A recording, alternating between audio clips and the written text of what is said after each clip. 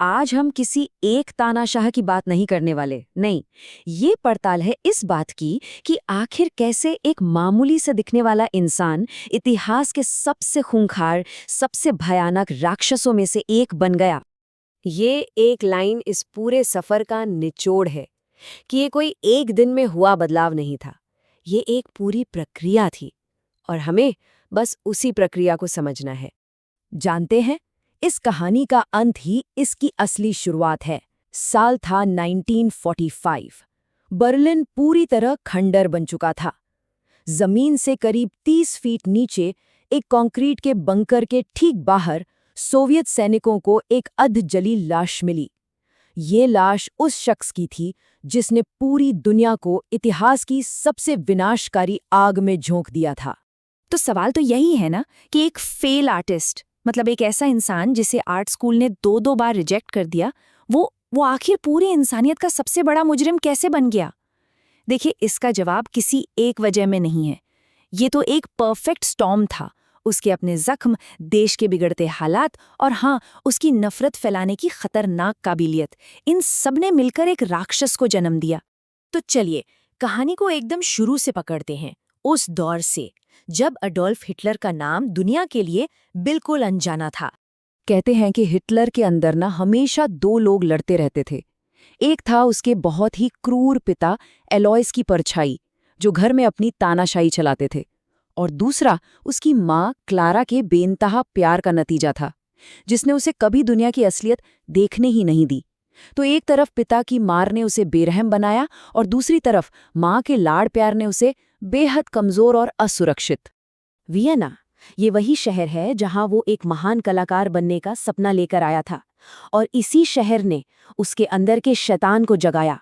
सोचिए, art school से 2 बार निकाले जाने के बाद वो सड़कों पर आ गया, और यहीं गरीबी और नाकामी के अंधेरे में उसे अपने हर मुश्किल का ठीकरा फोड़ने के लिए एक आसान निशाना मिल गया।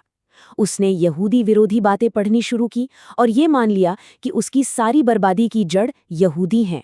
ये नफरत उसकी नाकामियों का मरहम बन गई थी। तो अब कहानी में वो मोड़ आता है जहां हिटलर को उसकी जिंदगी का मकसद मिला, और साथ ही मिला उसका सबसे खतरनाक हथियार, उसकी आवाज।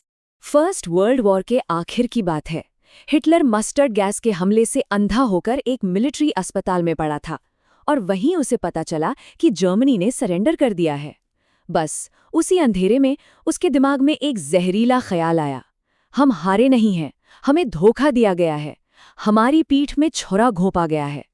ये एक ऐसा झूठ था जिसे उसने इतनी बार दोहराया कि करोड़ों लोगों के लिए वो सच बन गया। और फिर देखिए किस्मत का खेल। सेना ने हिटलर को एक छोटी गुमनाम सी पार्टी की जासूसी करने भेजा। एक मीटिंग में वो खुद को रोक ही नहीं पाया और एक स्पीकर पर बुरी तरह बरस पड़ा। उसके भाषण में इतना ज्यादा जुनून और गुस्सा था कि पार्टी ने उसे जासूसी छोड़कर पार्टी में शामिल होने का ऑफर दे दिया। उसी दिन हिटलर को समझ आया कि उसकी असली ताकत पेंटिंग और ब्रश में नहीं, बल्कि लोगों के दिलों में डर और नफरत भरने की कला में है। उस वक्त जर्मनी गहरे आर्थिक संकट में था, लोग बहुत हताश थे, और इसी हताशा ने हिटलर के जहरीले विचारों के लिए एक तरह से जमीन तैयार कर दी। आप जरा इस चार्ट को देखिए। ये जो आंकड़े हैं ना, ये एक बहुत ही डरावनी कहानी बताते हैं। 1929 की आर्थिक मंदी से पहले नाजी पार्टी का कोई वजूद ही नहीं था। समझिए, एक मजाक थी, सिर्फ 2.6% वोट। लेकिन जैसे ही देश कंगाल हुआ, लोगों की नौकरियां गईं, बस हिटलर का वो जहरीला भाषण लोगों को उम्मीद जैसा लगने लगा, और नतीजा सिर्फ 4 साल के अंदर नाजी जर्मनी की सबसे बड़ी पॉलिटिकल पावर बन चुके थे। ये सिर्फ एक नंबर नहीं है, ये 60 लाख लोगों की भूख, उनकी लाचारी और उनके गुस्से की कहानी है। जब पेट खाली होता है ना, तो लोकतंत्र और आज़ादी जैसे शब्द बेमानी लगने लगते हैं। हिटलर ने उन्हें कोई बड़ी विचारधारा नहीं बेची, उसने बस एक वादा किया, काम और रोटी का, और निराश लोगों ने उस पर यकीन कर लिया। ये शायद इतिहास की सबसे बड़ी और सबसे घातक गलतफहमियों में से एक थी। जर्मनी के जो पुराने अमीर नेता थे, उन्हें लगा कि वे इस गंवार से दिखने वाले हिटलर को अपनी कठपुतली बना लेंगे। उन्होंने ही राष्ट्रपति हिंडनबर्ग को उसे चांसलर बनाने के लिए मनाया था। उन्हें लगा कि सत्ता की असली चाबी तो उनके ही हाथ में रहेगी। उन्हें जरा भी अंदाजा नहीं था कि वे किसे सत्ता सौंप रहे थे। सत्ता हाथ में आते ही हिटलर ने जर्मनी के लोकतंत्र को कुचलना शुरू कर दिया, वो भी पूरी बेरहमी से। संसद में आग लगी और उसी का बहाना बनाकर सारे नागरिक अधिकार छीन लिए गए। फिर एक कानून पास करके वो खुद देश का सबसे ताकतवर इंसान बन गया। उसके रास्ते में जो भी आया, यहां तक कि उसके अपने साथी, उन्हें भी मरवा दिया गया। और सिर्फ 18 महीनों के अंदर जर्मनी एक लोकतंत्र से एक तानाशाही बन चुका था। जर्मनी पर अपनी पकड़ एकदम मजबूत करने के बाद हिटलर ने अपनी नजरें बाहर की दुनिया पर टिका दी और फिर उसने यूरोप को एक ऐसे युद्ध में धकेला जिसकी कोई मिसाल नहीं मिलती। उस वक्त दुनिया के बड़े देश ना तुष्टीकरण की पॉलिसी अपना रहे थे। उन्हें लग रहा था कि हिटलर की छोटी मोटी मांगें मान लेने से शायद युद्ध टल जाएगा। उन्होंने उसे ऑस्ट्रिया पर कब्जा करने दिया, फिर चेकोस्लोवाकिया पर। लेकिन हिटलर की भूख तो बढ़ती ही जा रही थी। जब उसने पोलैंड पर हमला किया, तब जाकर दुनिया को एहसास हुआ कि वे एक भूखे भेड़िए को शांत करने की कोशिश कर रहे थे। लेकिन तब तक बहुत देर हो चुकी थी। युद्ध ने बहुत भयानक रूप ले लिया था, लेकिन 2 लड़ाइयों ने नाज़ी जर्मनी की कमर ही तोड़ दी। एक रूस में स्टालिनग्रेड की बर्फीली जमीन पर हुई लड़ाई और दूसरी फ्रांस के तटों पर मित्र देशों की डी-डे लैंडिंग। इन 2 हमलों के बाद ये तय हो गया था कि हिटलर की हार बस कुछ ही समय की बात है। लड़ाई के मैदान से बहुत दूर बर्लिन के पास एक खूबसूरत से बंगले में नाज़ी अधिकारियों ने सिर्फ 90 मिनट की एक मीटिंग में इंसानियत के इतिहास का सबसे ठंडा, सबसे क्रूर फैसला लिया। 1 करोड़ 10 लाख इंसानों को सिर्फ इसलिए मार देना क्योंकि वे यहूदी थे। उन्होंने इसे नाम दिया द फाइनल सॉल्यूशन। ये नफरत से ज्यादा था, ये एक इंडस्ट्रियल स्केल पर किया गया नरसंहार था, जिसे फाइलों और दस्तखतों के जरिए अंजाम दिया गया। और अब कहानी घूमकर ठीक वहीं आ जाती है जहां से हमने शुरू की थी, बर्लिन के खंडहरों के नीचे कंक्रीट और स्टील से बनी एक कब्र में। अपने आखिरी दिनों में वो हिटलर जो पूरी दुनिया पर राज करने का सपना देखता था, वो एक कांपता हुआ खंडहर बन चुका था। वो 28 अलग-अलग तरह की ड्रग्स के कॉकटेल पर जिंदा था, जिसमें कोकीन से लेकर चूहों का जहर तक शामिल था। हकीकत से उसका नाता पूरी तरह टूट चुका था।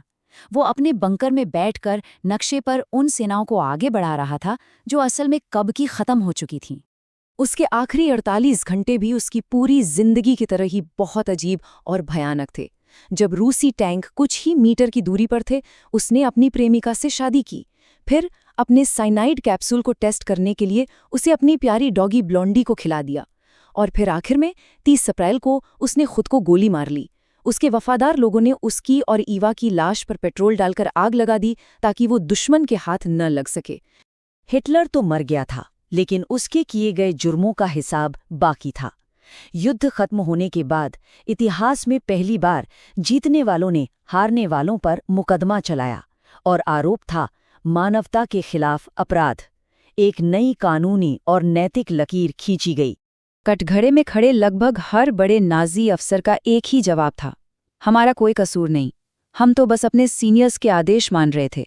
ये जवाब आज तक एक सवाल बनकर गूंजता है कि क्या एक गलत, एक अमानवीय आदेश का पालन करना आपको उसके अंजाम की जिम्मेदारी से आज़ाद कर देता है? हिटलर की कहानी हमें सिर्फ गुजरे हुए कल के बारे में नहीं बताती, ये आने वाले कल के लिए एक चेतावनी है। यह हमें याद दिलाती है कि जब कोई समाज आर्थिक संकट, अंधराष्ट्रवाद और नफरत फैलाने वाले किसी करिश्माई नेता के जाल में फंसता है, तो कैसी तबाही आ सकती है। ये सोचना कि ऐसा फिर कभी नहीं हो सकता शायद सबसे बड़ा धोखा है। असली सवाल तो ये है कि हम सब मिलकर इसे दोबारा होने से कैसे रोक सकते हैं।